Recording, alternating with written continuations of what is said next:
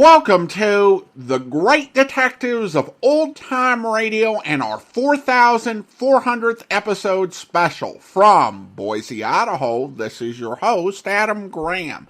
If you have a comment, email it to me, box13@greatdetectives.net. Follow us on Twitter at Radio Detectives and check us out on Instagram, instagram.com/greatdetectives. If you're enjoying this podcast, please follow us using your favorite podcast software. Now today we have a really unique episode. I discovered this while I was making plans for the new Amazing World of Radio summer series, which focuses on old-time radio work by actors who portrayed villains in the 1960s Batman series. That was the one that was chosen by our Patreon supporters back in April. Barbara Rush passed away on Easter, and since she had also portrayed a villain in the 1966 Batman series, it made sense to include her in that series in the first episode in the honor of her life and amazing Golden Globe winning career. I listened to the first act of this episode and realized that this should really go on the Great Detectives podcast. And since we didn't have anything planned for our 4400th episode yet, this seemed like a really good story to do. I also did find something else featuring Barbara Rush that will kick off our Batman Villains of Old Time Radio series at amazing.greatdetectives.net, and that will drop on Wednesday. But now we'll take a listen to the Lux Radio Theater, where Claudette Colbert reprises her screen role, with Miss Rush playing the role that was played by Anne Blythe in the film. So from November 9th, 1953, here is Thunder on the Hill. Hollywood Radio Theater.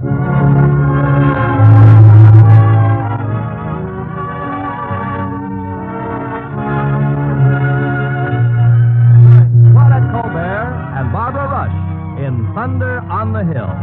Ladies and gentlemen, your producer, Mr. Irving Cummings.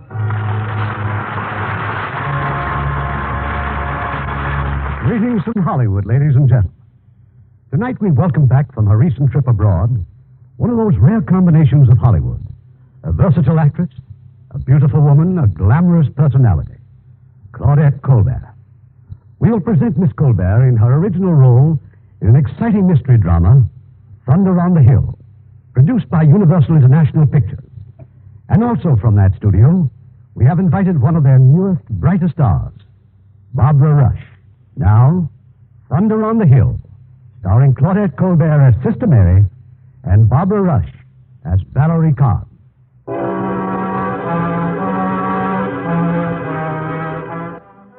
For 2 weeks now, the rain had beat down ceaselessly. Below us in the little valley, the dread warning spread across the southern countryside. Blood.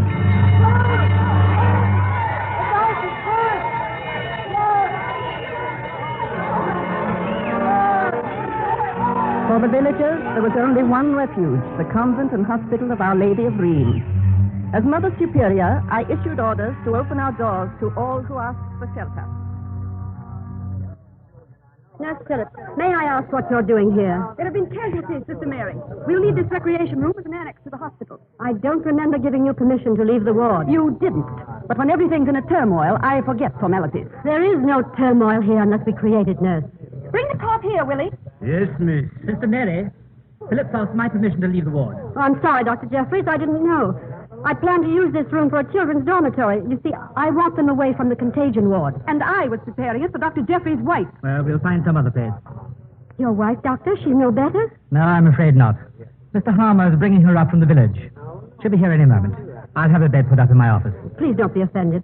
It's just that it's my duty to see that things are done in the right way. Why, of course. The right way, Sister Mary, or your way? Please return to the ward, nurse. You resent anybody here with a will of her own. Maybe if I were a thieving half-wit like Willie, you'd approve of me. You're down on me, Yar. I'll teach you calling me names. Willie! Willie, no! Even you say. No! Sit down, Willie. Put it down at once. Oh, Willie. My hands be clean, sister. They have no sin on them. Go to the kitchen. Sister Josephine needs help. Yes, sister. Oh, we're all a little jumpy tonight. I'm sure Nurse Phillips didn't mean what she said. I meant every word and more. What's happened here? What is it? I'm fed up, Reverend Mother. Sister Mary. It would do her so good to be wrong once in a while. If you weren't so positive about everything, perhaps your sister would still be alive. Oh, she doesn't mean it, sister. Doctor, Mr. Harmer and your wife have just arrived. Oh, thank you. Excuse me. Sister Mary, Willie's proved once more that he can't be trusted. He's a good workman, but as soon as conditions are back to normal, he must be sent away. Yes, Reverend Mother. You're preparing this room for the children. Yes, they'll be safer here, and they won't disturb the patients. To be sure. How well you plan everything. No. Nurse Phillips is furious with me. In fits of anger, sister, we all say things we don't really mean. But how she found out about your sister, I really... Phillips must have resented me for a long time. We can't expect to be loved by everyone. We've got to accept the fact that we're less than angels and make the best of ourselves. Reverend Mother, have I made the best of myself? Of course you have. And you came to us later in life than most of the others. Sometimes I think it was too late. It's never too late to serve God and the ailing. Your record is a glowing example of it. From novice to matron of our hospital in 8 short years. Oh, if I could only be sure that in changing my life, I have succeeded in changing myself. You mustn't hold yourself responsible for what happened to your sister. I should have let her alone. If she wanted that man, I had no right to interfere. But he was altogether an unfit person for her. It was your duty to protect her. But I can't escape the thought that it was I who... Suicide is such a horrible sin. Oh, Mother, no matter how I've tried, I find no comfort, no peace. It'll come to you, sister, in its own way, in its own time. Now then, how many do we have here? So far, 72 adults and 25 children, in addition to all our regulars. Sister, you're wanted in the great room. Is it urgent? A man and 2 women have arrived. They want to borrow some petrol or a car. Oh, thank you. I'll see them in a moment. These people, do you know them? No, Reverend Mother, but I heard some of the villagers talking. They said to bring her to a convent is blasphemy. Her? A young woman. The other woman and the man, I'm not certain, but they appear to be in charge of her, as if she were from the police. I see. Well, Sister Mary will take care of them.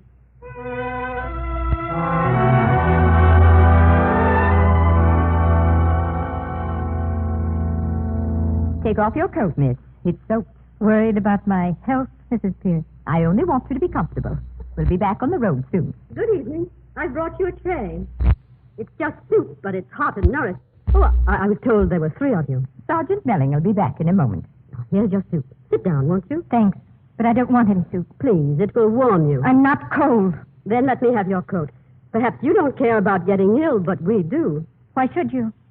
Oh, for one thing, our wards are overcrowded. Oh, I want to get out of here. What's keeping him so long? Why are you in such a hurry? Oh, but I'm not. They are. Well, isn't there anything I can do? Perhaps if you'd explain... Explain what? You know who I am. You're only being kind because it's your duty. Well, that's true. And if I can't be of any help, it only means I've failed in my work. How very clever, sister. Appeal to the sinner's conscience, the trick that never fails. Well, with me it does. I have no conscience. Well, and I have no tricks left except to ask you once more. Take off your coat. All right, I'll take it off. I don't want you to be a failure on my account. You'd make me even a greater success if you took your soup. Now, will you stop? Really, miss. There are times when I... Yes? When? Well, they've all been evacuated, I'm sure. But if there's anything we... Hello? Hello? Sister, I was just talking to the chief engineer at the dike. I was cut off. Will you ring through, please? What? Oh, thank you. Get ready, Pierce. They're giving us petrol. We'll be in Norwich in an hour. I'm afraid you can't. Oh, why not, ma'am? What is it, Sister Mary? The dike has been abandoned, Reverend Mother. They expect it to collapse at any moment. Oh, then if I may use your phone, I'll have Norwich send us a launch. I'm afraid you can't do that either. The wires are down. There's no way to communicate with the outside. But we must be in Norwich before tomorrow. That's impossible, Sergeant. Even if the rain stops, it'll be at least 2 or 3 days before... 2 or 3 days? I couldn't stand it. Sister Mary, you'd better put the entire staff on emergency duty. They're bringing in more casualties from... Why, Valerie. Good evening, Dr. Jeffries. How did you get here? Valerie Carns. That's right, sister. Valerie Carns, the murderess. Valerie Carns, who was on her way to Norwich prison to be hanged in the morning. But now they'll just have to wait. Oh, can't you see it in the newspapers? Postponed because of rain. Just like a cricket match. All right, miss. Easy now. Take her to my office. Put her on the couch. Don't leave her alone, Pierce. Not for a second.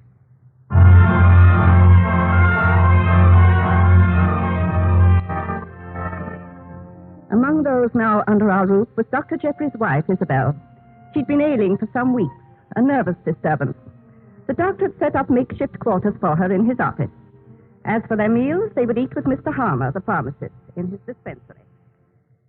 Sit down, Isabel. Breakfast is getting cold. Where's Mr. Harmer? Oh, he'll be back in a moment. He's taking some drugs to the ward. Have you seen her again, Edward? Valerie? No. Not since last night. She's innocent. I swear she is. Lower your voice and for heaven's sake, be sensible. Good morning. Good morning, Harmer. Well, it's good to see you up and about, Mrs. Jeffries. Thank you. Won't you sit down and join us? Oh, I had breakfast an hour ago, but I shan't refuse another cup of tea.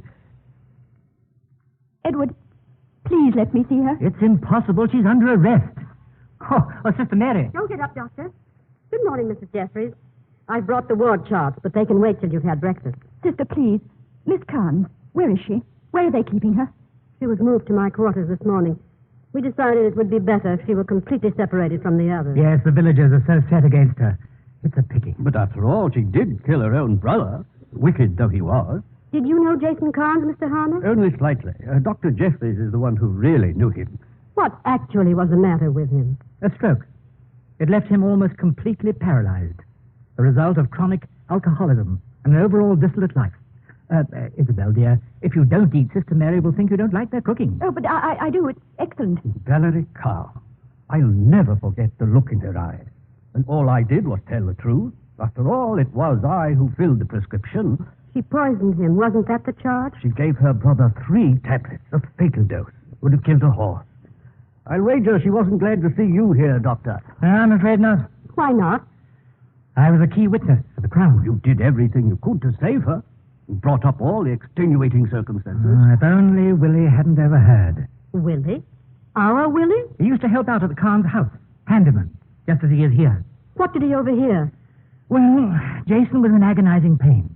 When I got there, I found Valerie terribly distraught. She had no idea what she was saying. She kept repeating, "I wish he were dead." Oh, Edward. I'm sorry, dear. Yes, we were all shocked by it. A very tragic affair. You mean the court took Willie's evidence as testimony? No, not Willie's, mine. I had to admit he was telling the truth. Oh. I'll leave them here with you. Oh, yes. Thank you, sister.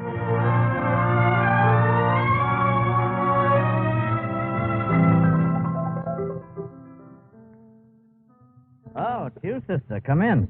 I haven't had a chance yet to thank you for allowing us to use your rooms here. There's no need to thank me, Sergeant. I'll only be a moment. There's some papers in my desk.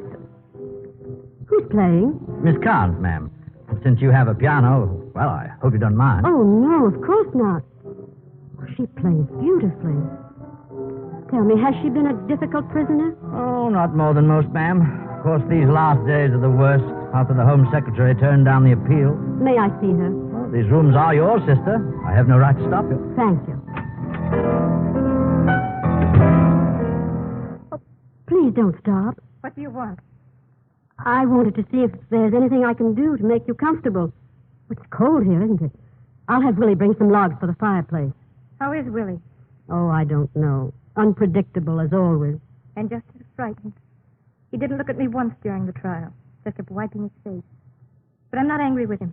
He only repeated what he heard. Miss Carns, that music you were playing a moment ago, I know so little about music. Was it Debussy? No. It's Carns. You're a composer? Jason Carns. Your brother? Yes. The one I killed. You don't like it, do you? Oh, but I do. Oh, no, you don't. Poor Jason. All his life he had to contend with it. Well, you're all wrong. Jason's music has great merit.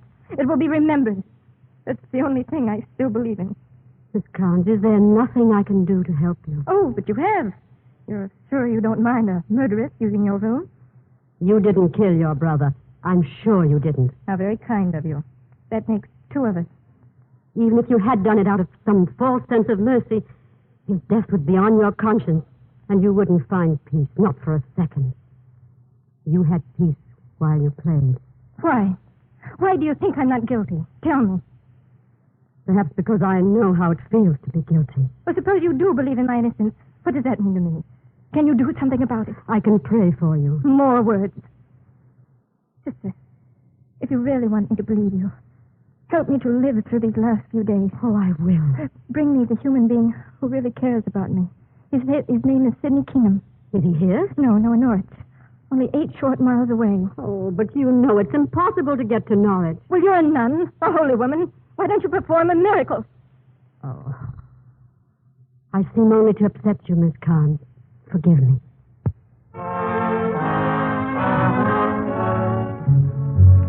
Later that night, Sister Mary went to the kitchen. She wanted to talk to Sister Josephine. In the corner, Willie was eating his supper. Finish your supper and get some sleep, Willie. Tomorrow's another long day. Aye, sister. I go up soon. Sit down, sister. There's something on your mind, isn't there? You have that faraway look in your eyes. Is it still that unfortunate girl? Ever since last night, from the first moment I saw her, something passed between us. Sister Josephine, I know she's no more guilty of murder than you are. But you can't be so certain. I am certain. It's as if I were driven from within to do something. This great flood, it must have been God's will to surround our house with water, to let no one in and no one out. God's will it is. If I could only go to Norwich. Norwich? I'd do anything if I could get there tonight. Well, that's the first foolish thing I've heard you say in 8 years. Sister, I need your help. My help? I want to know everything about that trial. But how would I know? Those old newspapers you're always saving. Simple waste to throw out newspapers. Why, I use them to line my shelves. I know. That's why they must be here somewhere. Please, won't you find every newspaper you can from last January when the trial was on? Sister Mary, is this wise? I must know more about it, please. Come then. We'll find the papers sometime. Here's another one, sister. Listen to this. Prosecution. If no one else was in the house, who then but you could have given your brother the 3 tablets? Miss Carns, I told you 100 times I took 1 tablet from the vial. I did not substitute the aspirin for the 2 missing tablets. I gave him 1 tablet, just 1 tablet. And here, down here, Mr. Harmer's testimony. Now, if we can find the other... Oh, who's there? It be me, Willie. Oh. Come in. Willie, you're dripping wet. I hear you talk, Sister Mary. So I come to fetch you. You be wishing to go to Norwich, and so you will. Norwich? Tonight? Willie found a way. Nobody could but Willie. Be you ready, sister? Yes, Willie. I'm ready. Come. We go to Norwich now.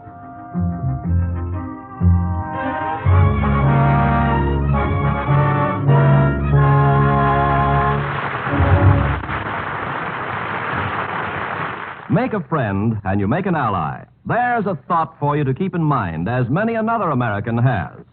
Take the famous all-Negro basketball team, the Harlem Globetrotters. As unofficial ambassadors, in 1 year they played ball before more than 1 million people on 4 continents. In Rio de Janeiro, they entertained crowds of from 30,000 to 50,000. During one summer, they toured Europe and Africa, chalking up another 600,000 fans.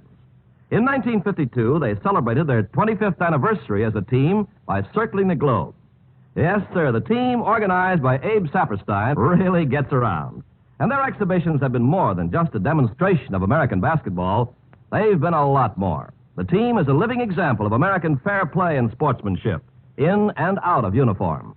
Abe Saperstein now carries a letter which reads in part, "The Harlem Globetrotters have proved themselves ambassadors of goodwill. On any future tours, please call on us for any help we can give." And the letter is signed by the United States State Department. In being ambassadors of fair play, the Harlem Globetrotters prove that by helping others, you help your country. And now our producer, Mr. Cummings. Act 2 of Thunder on the Hill, starring Claudette Colbert as Sister Mary and Barbara Rush as Valerie Carns.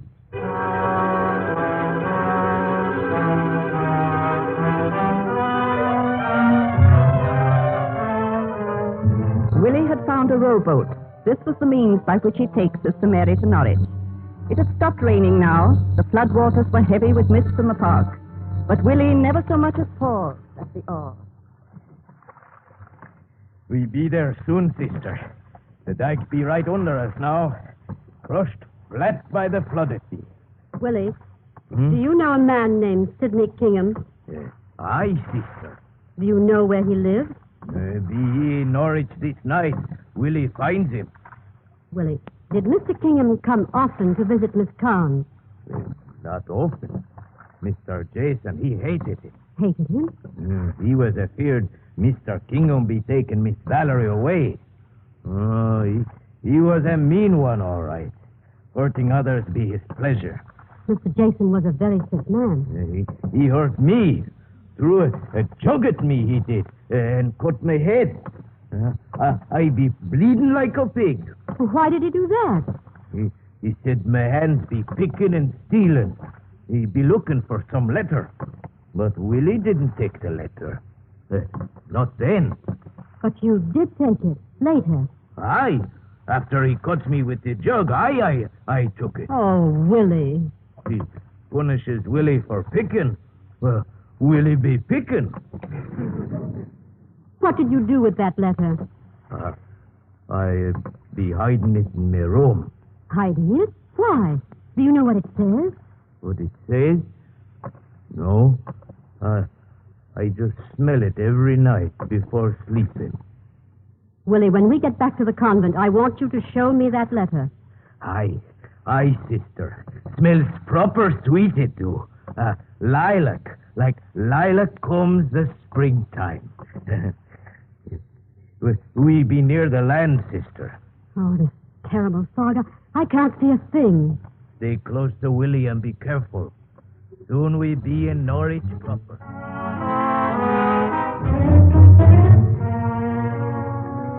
They were back at the convent shortly after dawn. With them was Sidney Kingham. Mrs. Pierce rushed at once for Sergeant Mellick. Oh, sister, you've been to Norwich? Yes, Sergeant. Well, of course you notified the authorities there that we're here. No, I didn't have it in mind. Oh, that's unfortunate. Oh, however, I'll have Willie, or whatever his name is, take us back immediately. I'm afraid that's impossible, Sergeant. As soon as we returned, Willie smashed the boat to pieces. Why didn't you stop him? She couldn't. Oh, this is Mr. Kingham, Sergeant. Kingham? Oh, yes, her fiancé. So that's why you went to Norwich. I'll have to advise my superiors about this. I have no choice. You must do your duty, Sergeant. It's my fault, sister. I never should have asked you. I knew what I was doing, Miss Carns. Now, if you'll excuse me, my place is in the ward. Oh, wait, please. I have a gift for you. Oh, we don't accept gifts. You did this for an innocent woman. I swear this to you. It's all I have. I make you a gift of it. My innocence. Deo grazie. I'll cherish it.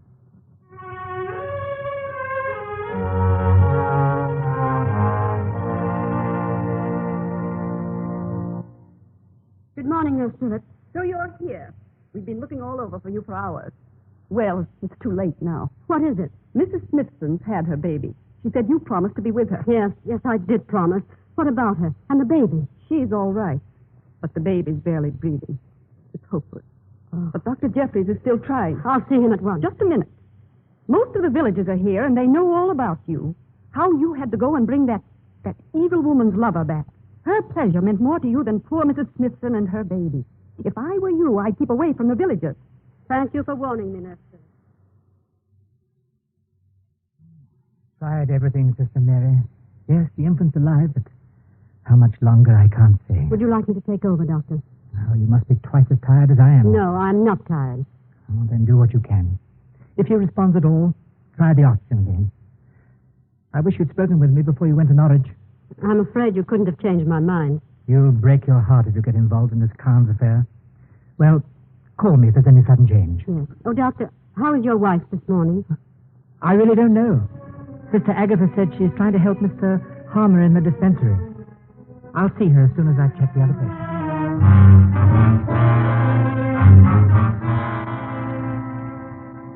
I don't believe it, Nurse Phillips. I know the villagers. They'd never raise a finger against a holy woman. And I tell you, Mrs. Jeffries, that I saw them. Sister Mary went to relieve your husband. They tried to block her way. They shook their fists at her. You hate her very much, don't you? I hate hypocrites, Mr. Harmer. People with a superiority complex. Is Sister Mary be here? No, she is not. And you should know better than to come to this dispensary, filthy as you are. What do you want, Willie? Sister Mary is busy in the nursery. Will you be kind then and tell her Willie has the letter with the smell of the lilac? Lilacs? Mrs. Jeffries? I just said lilacs. They're my favorite flower. They be smelling sweet on the letter. If Sister Mary lets me keep it. What are you talking about? Gibberish, as usual. Tell Sister Mary the letter Mr. Jason be looking for. Jason Carns? Aye. Don't you know that Mr. Jason's dead? Aye. He be proper dead. That's no way to talk, Willie. Give the letter to me, and I'll take it to her. I don't have him. I be hiding it in my room. Mr. Harmer, I must go and lie down. I don't feel well. I'm so sorry, Mrs. Jeffries. My husband. Please send for my husband. He's still in the ward, Mrs. Jeffries. I'll find him. I'll go and lie down. Please tell him to hurry.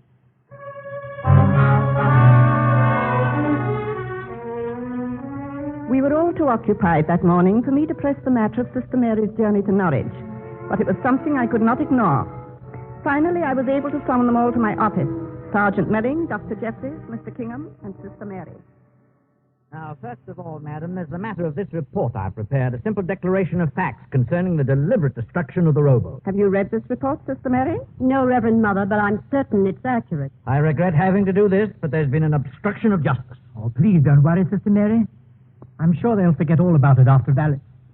Well, I mean, what I mean What do you mean to say is after she's been hanged? I'm sorry, Kingham. Regardless of official charges, Sister, I wish you'd use better judgment. But, Reverend Mother, my heart went out to that poor girl. Has any real harm been done in letting her see this man? The fact remains she's a convicted murderess. I don't suppose I should say it, but Jason Carns deserved what he got. Why shouldn't you say it? He just tormented and abused Valerie constantly. Oh, stop being so certain of her guilt, both of you. Sister Mary. Now, look at the facts, sister. I prescribed tablets to let him sleep. Harmer made up a 3-week supply the day my wife and I left for a holiday. 21 tablets. Before I left, I cautioned Valerie to give Jason only one each night. No more, no matter how severe the pain. And 4 days later, Jason was found dead of an overdose. Yes, I know. After 4 days, how many tablets should there have been? 17. And there were 17. But 2 of the remaining tablets were aspirin. Even so, that doesn't prove that Valerie put them there.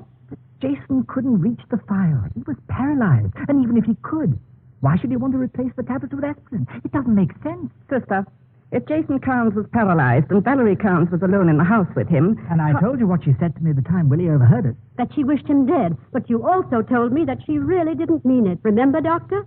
Yes, I had reason to feel that she didn't. When Jason had his second stroke, the one which left him paralyzed, if she hadn't sent for me in time, I think he would have died. So she could have let him die, but didn't. Yes, she could have, couldn't she? She saved him from dying a natural death and then turned around and poisoned him. I don't understand that kind of logic. It's conceivable that one can come to the end of one's patience, you know. No, not Valerie. Only the day before Jason died, I begged her to send him to a nursing home so that she could be free to marry me. But she wouldn't hear of it. You couldn't say she'd come to the end of her patience, could you? There's no sense in putting her on trial again. Nothing we can say can change a jury's verdict. Oh, please keep awake. It'll only break your heart. And now, if you don't mind, I should like to be alone with Sister Mary. Thank you for coming, gentlemen. Yes, thank you, Reverend Mother. Would you mind closing the door? Yes, Reverend. Dr. Jeffries told me the Smithson's baby's a little better. We won't know much for a few hours yet.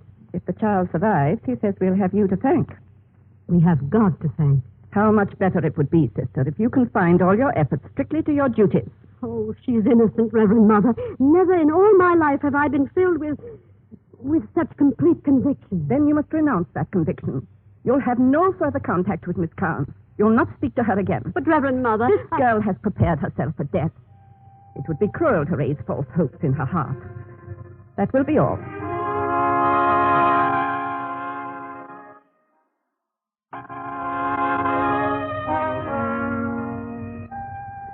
It was evening once again. As I walked to Vespers, I saw Valerie and Mr. Kingham in the garden. Watching closely was Mrs. Pierce. Valerie, please, you're only torturing yourself. But we know what's going to happen to me. Why not talk about it?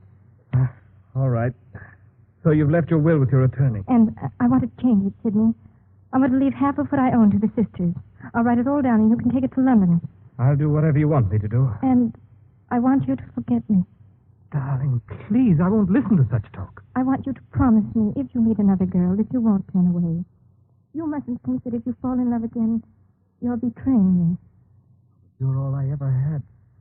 I'll never look for anyone else. Oh, but you must. And above all, don't feel badly because you can't believe that I'm innocent. Valerie, how can you say such a thing? Oh, you've tried so hard to hide it, darling. No, it's not true. By this time tomorrow, I may be in Norwich. Don't lie to me now, Sidney. Not even white lies. Did Sister Mary tell you this? No one told me. But if you didn't do it, there's only one other person who could have. Who else had a reason to kill Jason? But I didn't do it. And I didn't do it. So nobody did it. Maybe it didn't happen. Maybe it's all a joke. Valerie! Jason's at home waiting for his dinner. We'd better go in, miss. It's getting chilly. I don't want to go in. Oh, it's beautiful.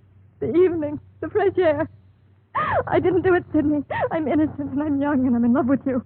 I want to live. I want to be your wife. I don't want you to touch any other woman but me. I don't want to die. Darling, my darling. Miss Carns, Sister Mary? something important has just come up. This letter. What is it, sister? It was written to her brother, to Jason Carns. How did you get it? From Willie. Your brother accused him of stealing it. He punished Willie. Then later, when Willie signed the letter, he decided to keep it. It was his childish way of satisfying his resentment. Do you recognize the writing, Miss Carns? No. It was obviously written by a woman. Mr. Kingham, please read it. Dearest Jason, I'm mortally afraid of getting in touch with you, and yet I must. We are suspected. I haven't been questioned, but I feel it. There is nothing either of us can do except to go on as if we'd never met. If you're asked, you must deny everything. Take care of yourself, and please get well. I'll never change. I couldn't if I wanted to. But no signature. Have you any idea who it could be? No. The envelope's postmarked Norwich. But he knew women in London, but Norwich. Why didn't Willie produce this letter at the trial? He was afraid, and besides, he never read it. He kept it only because it smelled sweet. Are you sure your brother never spoke of anyone? No telephone calls? Messages? Sister Mary, you are definitely warned not to come in contact with the prisoner. I know, Sergeant. I'm sorry. You have absolutely no right to continue to interfere. Pierce, take Miss Carns to her room. From now on, no more personal favors and no visitors. Take her away. Give up, sister. It's too late. Come along, miss. There's nothing more you can do. As for you, sister, Yes, Sergeant? I've reported you again to the Mother Superior. See her at once.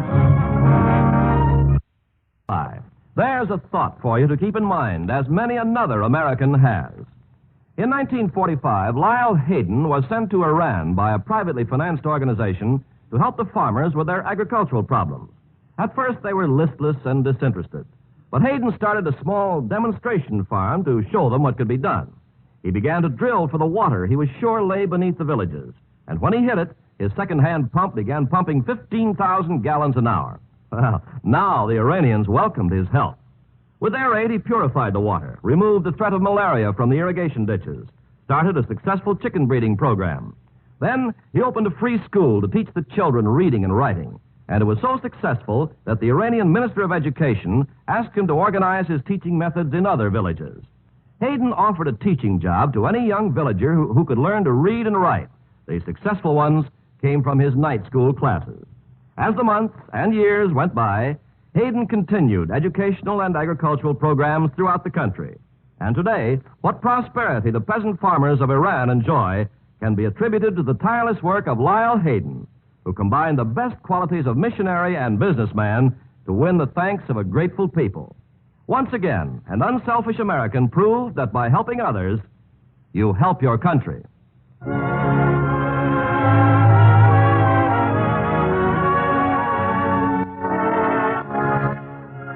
We pause now for station identification.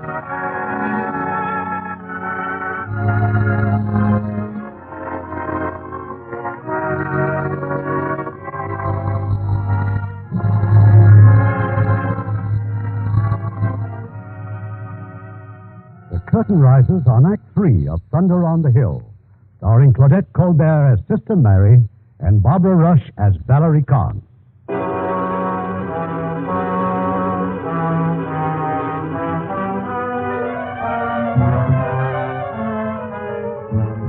Yes, I sent again for Sister Mary, and for good reason.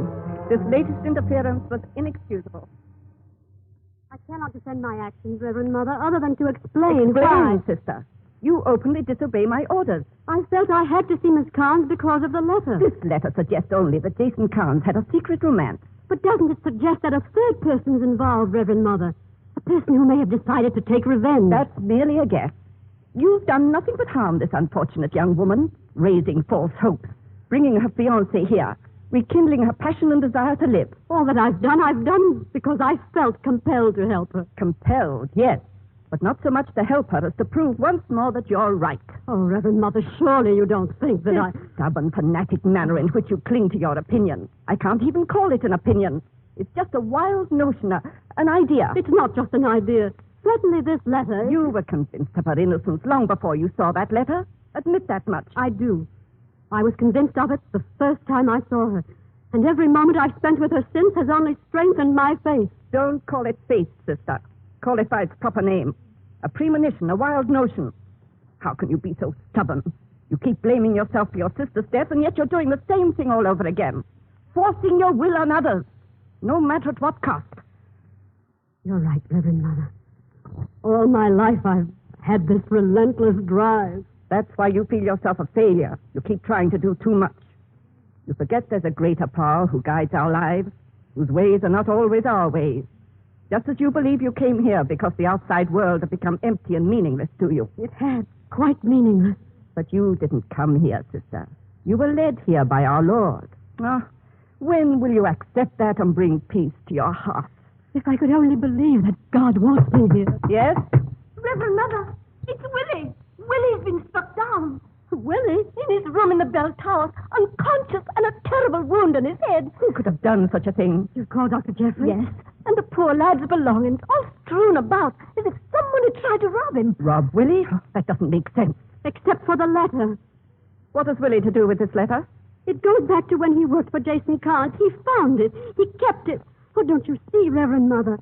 Someone here in our house must have found out about it and tried to steal it. Nonsense. It probably was one of the villagers. They're all outraged with him for helping you to bring Mr. Kingham here, for destroying the boat. But if there's one chance... I forbid you to go on with this. No more of this playing Scotland Yard. You have a hospital full of patients. They're your only concern, not this letter. There's the fireplace, Sister Mary. I want you to throw this letter into the fire. No, I can't. I beg you for the sake of your soul. I can't. I can't. Then I shall burn it. Oh. You can forget about the letter now. And try to forgive me.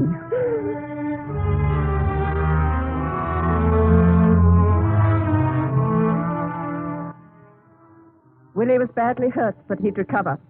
He had no idea who his assailant was. Dr. Jeffries left him and went to his quarters. His wife was lying down. She was very distraught. Did you get it, Edward? Get what, Isabel? My letter. The letter I told you about. But you didn't tell me about the letter, dear. I did. The letter I wrote Jason. Oh, you've been sleeping, Isabel. You had another one of your dreams. I hope you get over them. Edward, this wasn't a dream. How do you know? Because they heard Willie talk about the letter, too. Mr. Harmer, Nurse Phillips.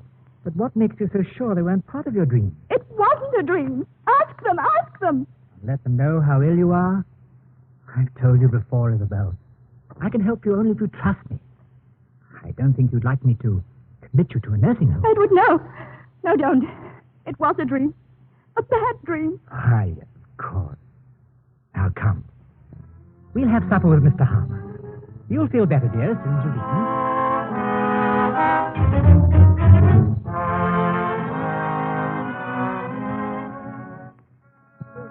Miss Carns, I made it especially for you. Shepherd's pie and Yorkshire pudding. Especially for me, Sister Josephine. You make it sound like my last supper. Now, child, you mustn't even think about it. Haven't you heard the news? The telephone lines are being repaired. The floodwater's running off. They'll probably come for me tomorrow. Please, eat your supper before it gets cold. There's something the chaplain reads at the last. I heard it once from a cell next to mine. I am the resurrection and the life, saith the Lord. And he that believeth in me, though he were dead, yet he shall live. And he that believeth in me shall never die. If you don't mind, sister, the orders are no visitors. Yes, Mrs. Pierce. I'm leaving.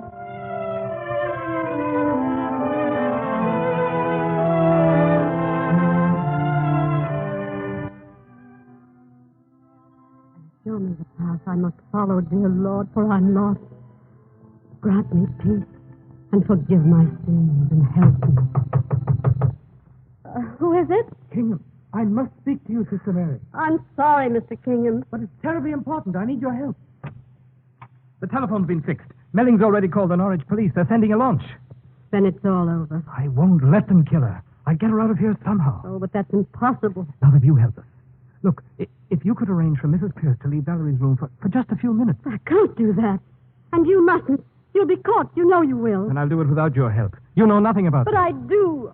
Oh, this makes it clear how wrong I've been. I've done nothing but harm.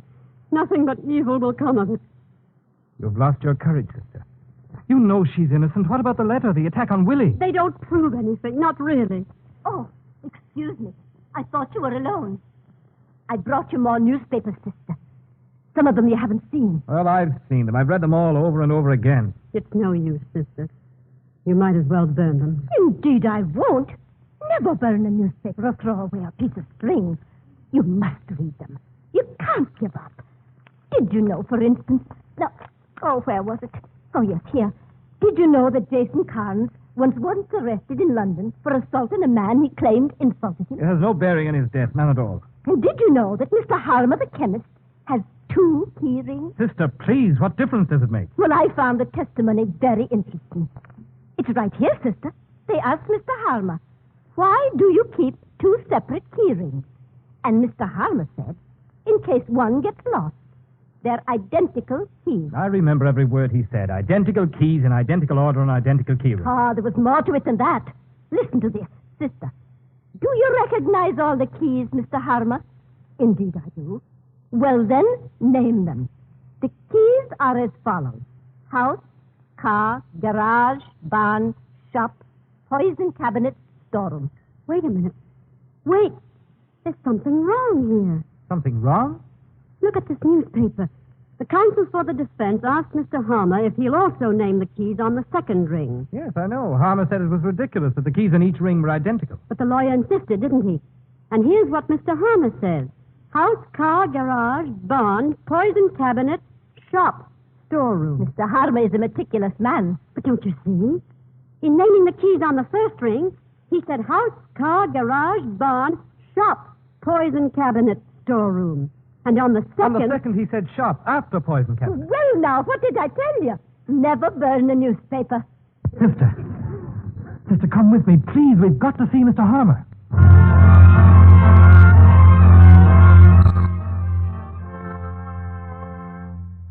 Except, sir, I never make mistakes.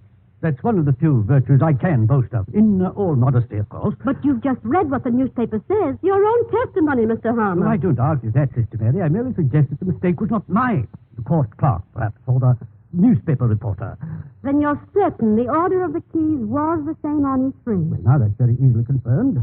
This is the key ring that I carry with me, and over here on the shelf is the set of duplicates. Good evening. I hope I'm not disturbing anything. Not at all, Dr. Jeffries. Doctor, how's Willie? Oh, he'll be all right, I think. I was on my route to see him now. I just remembered I hadn't given my wife a sedative. Anything I can do for you, Mr. Harmer? Oh, no, Doctor. Just a little matter about my key rings. Well, good night, then. Now then, here are my 2 key rings. They were both impounded by the court. I got them back. I never thought to look, but suppose we do so now. Each ring has 7 keys. Correct? And each key... By Jove. Oh, this is ridiculous. Ridiculous? Well, what I mean, dear me, you are right. They're not in the proper order at all.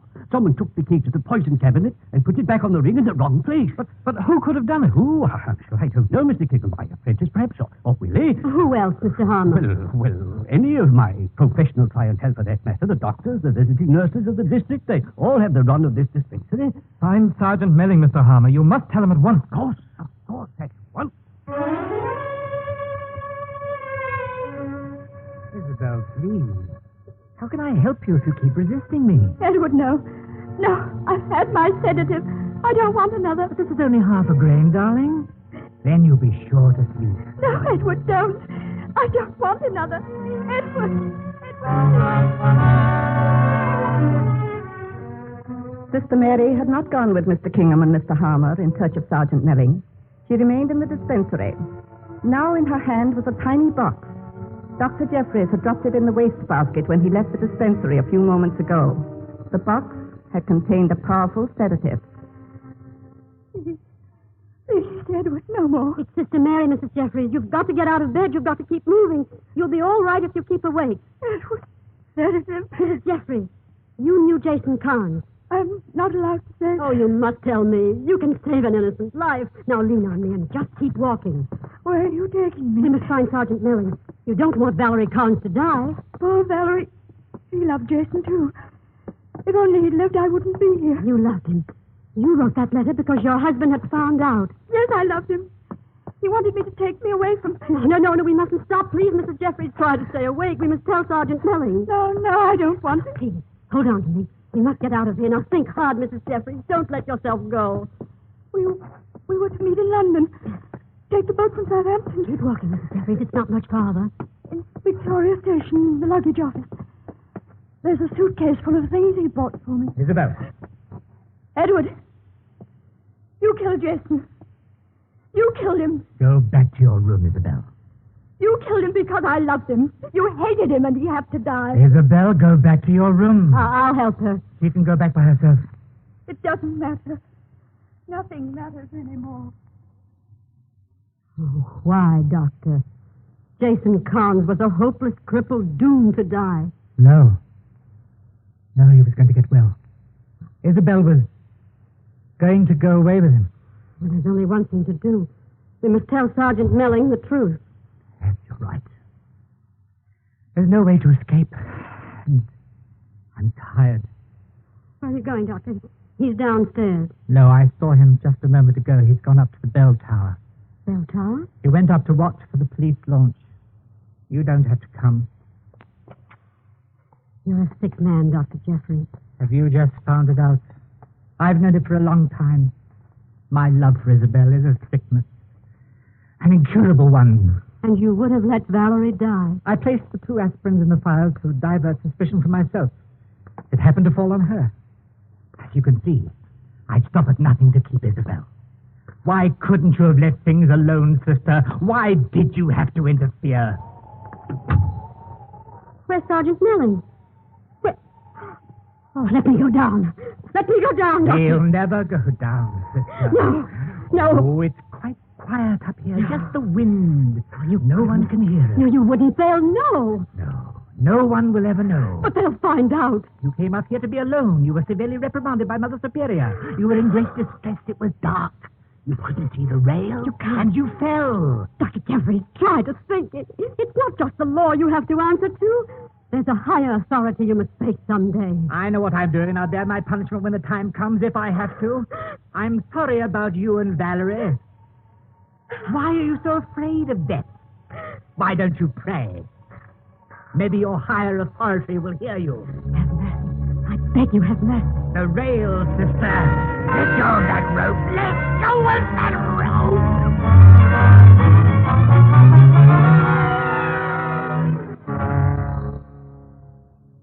It was Willie who first heard the bell and saved her. Willie, whose room was near the tower, and who, in spite of his wound, overpowered the unfortunate doctor. He fell, Reverend Mother.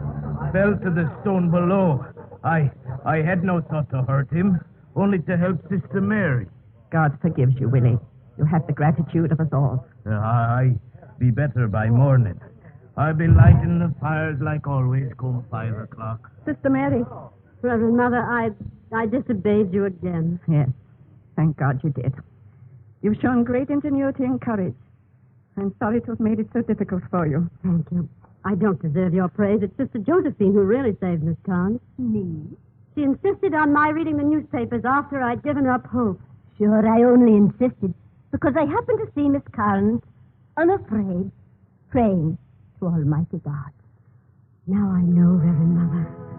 We were chosen by Him. Yes. I think you found the answer, sister. To be right is a heavenly gift that's wasted unless it's wrapped in meekness and grace. Deo gratia. Deo gratia.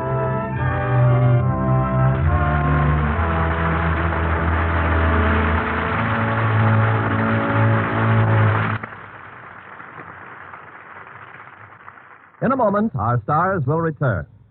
At 10 minutes after 2 on the afternoon of August 5th, 1949, the country of Ecuador suffered one of the most disastrous earthquakes of the present century. The dead numbered from 6,000 to 8,000. 20,000 or more were injured, and 100,000 were made homeless. 53 towns were destroyed or badly damaged. But from United States Army installations in Panama came immediate aid. Military planes shuttled back and forth with emergency supplies, food, medicine, clothing, and especially tents for the homeless. Besides material things, doctors, nurses, and engineers volunteered from far and near to give their own hands in the work of saving lives. The warm-heartedness of these angels in uniform is remembered in Ecuador as a bright light in its darkest hour. Such acts as these, by you and your friends today, are shaping our world of tomorrow. And now, Mr. Cummings, with our stars. And here they are, coming forward for a well-deserved curtain call. Claudette Colbert and Barbara Rush.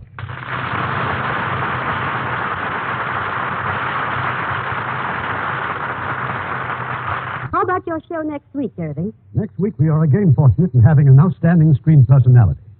An actress who has proved herself expert in both comedy and drama. Lovely Ginger Rogers. And for next Monday night, we thought you might like to hear Miss Rogers starring in a delightful comedy role. That of a housewife suddenly possessed of all the money she needs. Because she discovers it grows on trees. I'm sure you'll agree that the theme of this gay Universal International picture will appeal to everyone. Well, it certainly will, Mr. Cummings. Good night. Good night. Good night, and hurry back.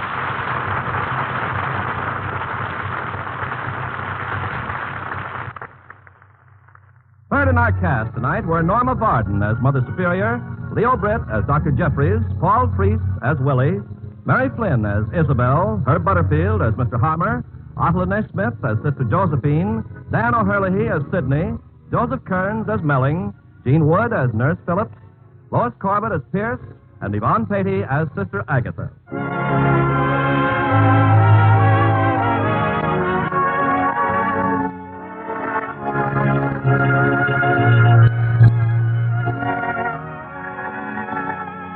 Hollywood Radio Theater is produced by Mr. Irving Cummings. Our orchestra directed by Rudy Schrager.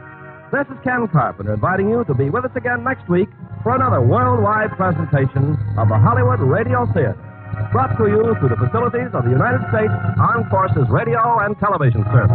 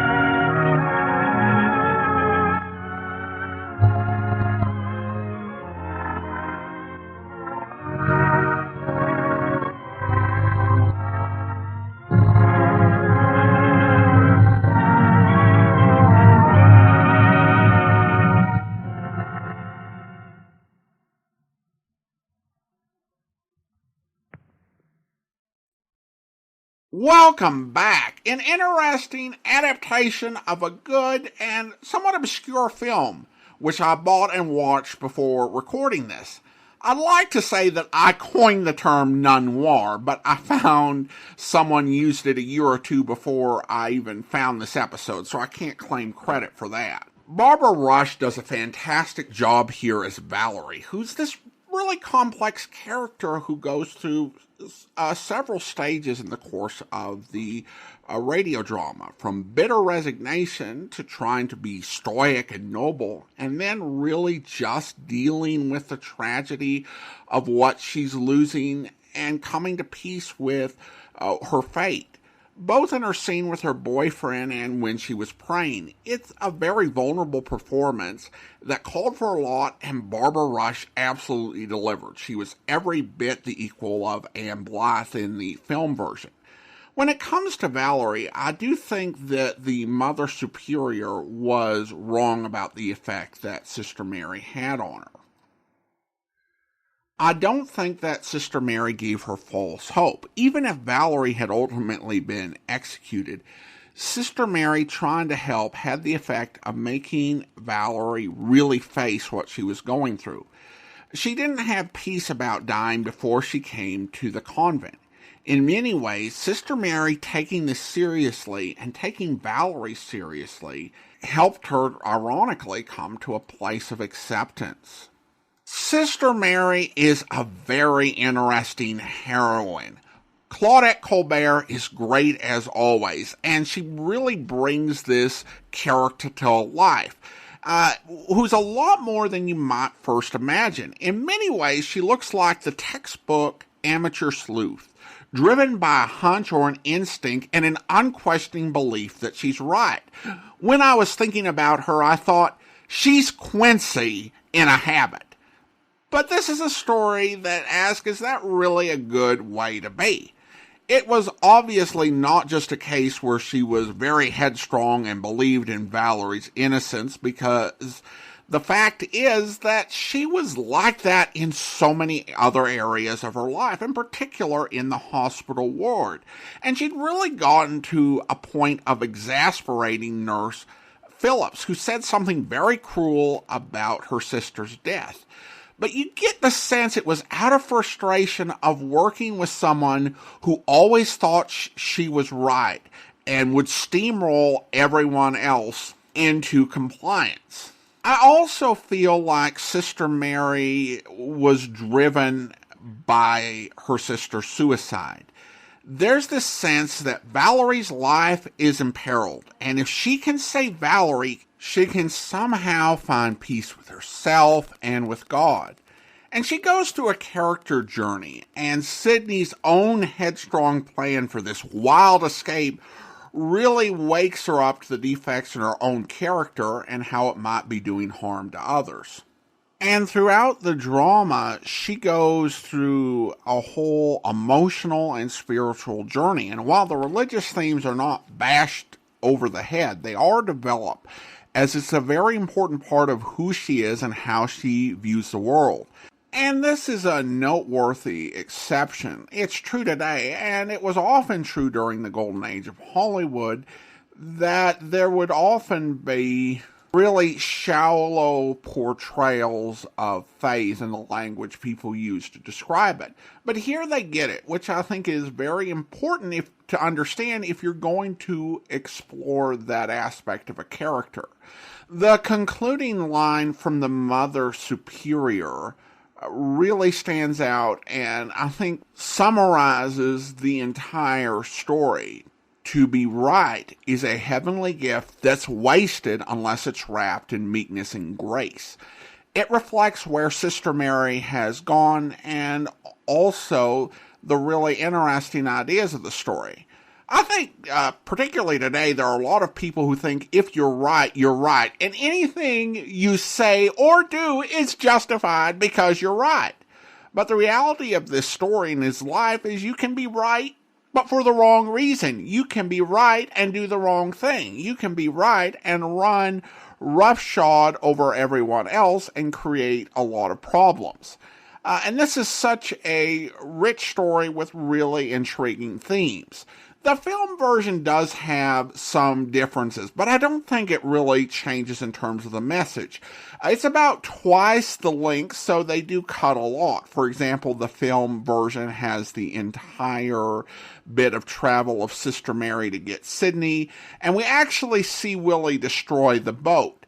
The only part they cut that I kind of wish they'd left in were a few of the other lines in the Mother Superior's office. Then they kind of make random changes at the end, the reasons for which I don't really understand. In the film version, Sidney actually came to Sister Mary's rescue, not Willie.